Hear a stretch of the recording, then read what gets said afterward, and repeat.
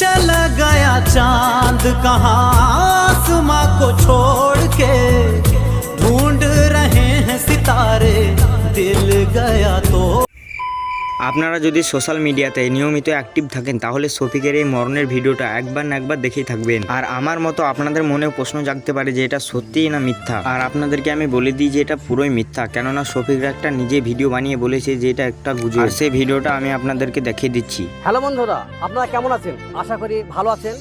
গতকাল থেকে একটা ফেক নিউজ আমাদের কানে আসছে যে নাকি শফিক মারা গেছে। শফিক মারা যায়নি, আপনারা দোয়াতে শফিক এখন খুব ভালো আছে। যে ফেক নিউজটা ছড়িয়েছে হয়তো কয়েকটা ভিউজের জন্য বা লাইকের জন্য, তার উদ্দেশ্যে বলছি ভাই এই কাজটা তোমার ঠিক হয়নি। কারণ এই নিউজটাতেও আমাদের যে ফ্যান ফলোয়ার্স আছে তারা অনেক বিভ্রান্ত পড়েছে। কয়েকটা মানুষ ছুটে এসে এখানে কান্না গলায় বলছে শফিকের কী হয়েছে, বা এই যে বিভ্রান্ত, এটা অ্যাকচুয়ালি ঠিক না।